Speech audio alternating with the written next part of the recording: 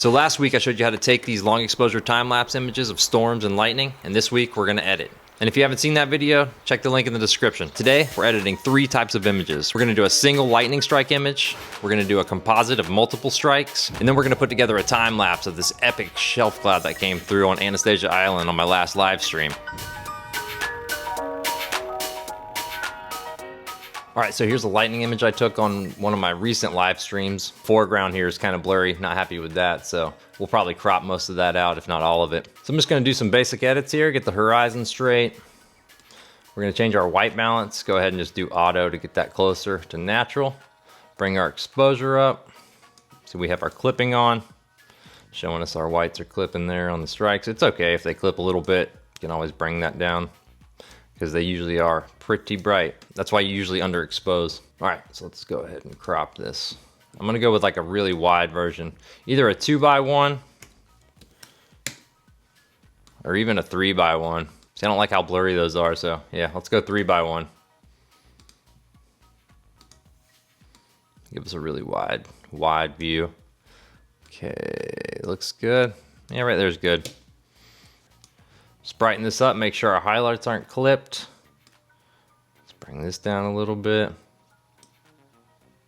I might darken this side over here, linear gradient, hold shift. Bring that back some there. Just bring the exposure down on that end. There we go, just a little bit. Very nice.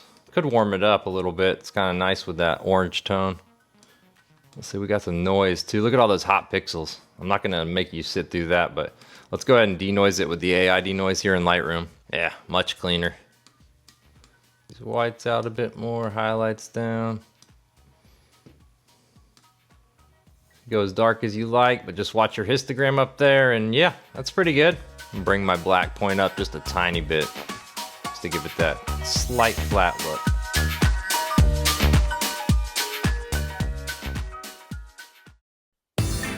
All right, so now let's move on to the composite image that I took recently. There was a crazy storm passing through and it just was throwing all kinds of awesome lightning. I mean, look at all this. All right, so I'm just gonna do a basic edit on this and then we'll sync all these files together. Get our exposure up a little bit, highlights down a little bit. Bit of contrast. Tiny S curve. I'm gonna go ahead and get rid of these center spots. Check for any more obvious dust. Let's just mess with this a little bit more, a little clarity. So I'm gonna pull off this sharpening, we'll do that at the end. I'm gonna go ahead and denoise this, let that process. And it's not very noisy, we are at ISO 100, but bring this down and just have a little bit to help us clean up what little noise there is in the shadows. See some more sensor dust here I'm gonna get. Boop. Could go a little warmer. All right, so now I'm gonna take these and sync these all together. So I'll hold shift, get to the last one, click on that last one, and then hit sync here. Synchronize, it'll run through that. All right, those are all synced up. I'm gonna right click, edit in, open as layers in Photoshop. So there's a million ways to do one thing in Photoshop. So this is the way I've been doing it recently. It's probably wrong, it's probably somewhat right, but this is how I put mine together. All right, so I'm gonna use this one as my main. So let's put these first 2 together.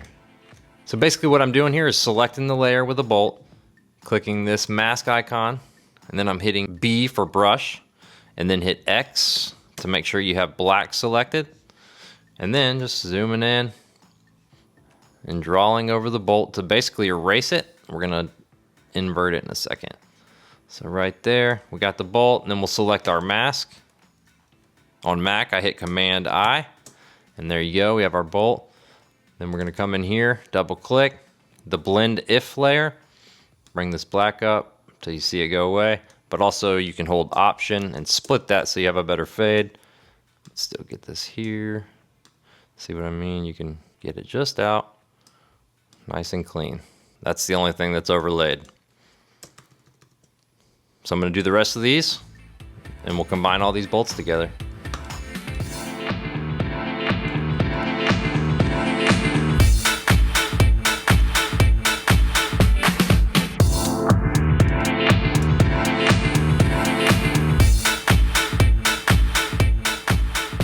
All right, they're all blended together, so let's add them in one by one here. Take a look.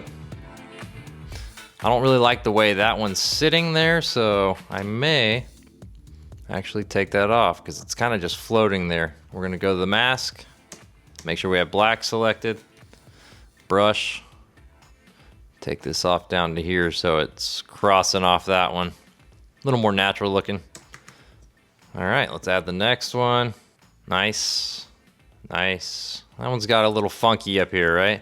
It's all about fine tuning here. See, that looks good, but then it starts to show down here. It's a fine line.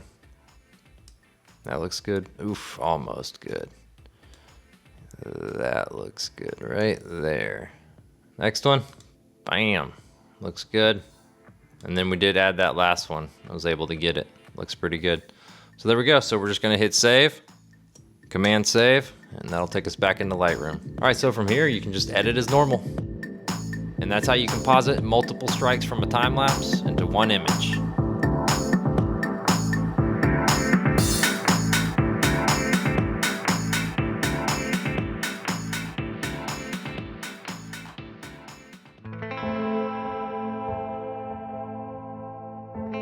So I took 3 different focal points of this storm, which I should have just done wide in the first place, but we just showed up on live stream and it was kind of far away, then it got close to us.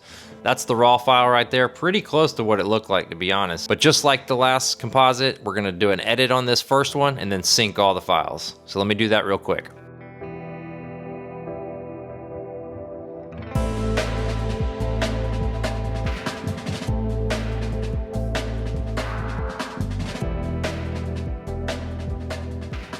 All right, so now that we have that first one edited, let's go find the last one in this set.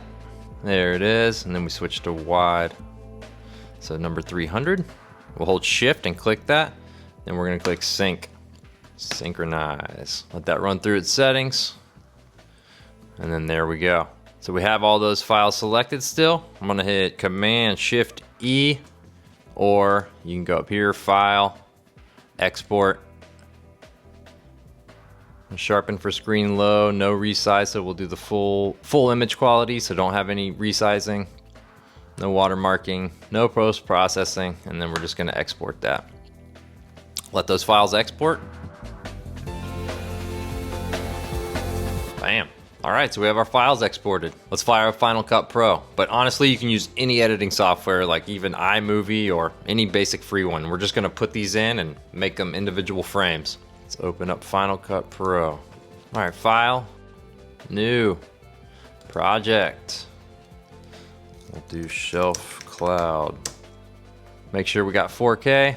Good to go. We're doing 24 frames a second. All right, so let's go grab those files.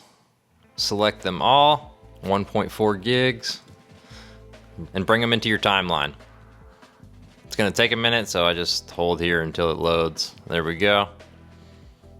All right, so all you do now is right click, change duration, click one frame each one. There you go. I'm gonna right click here and do a new compound clip too to consolidate them all into one. There you go, Shelf Cloud, St. Augustine Beach. All right, you see this format's a bit off for 16 by 9, so we'll go ahead and punch that in a little bit. And you can play with whatever you want. I like to keep that grass right there out and get more clouds in. Something like that's good. You can also check your colors and clipping and everything over here. And if you want, you can still tweak this as you would any other video clip. Just make sure you're not clipping. So that's it. It's really that simple. Then File, Share, export it how you like. Export file for the master file or Apple devices for a web version. And that's it. Simple.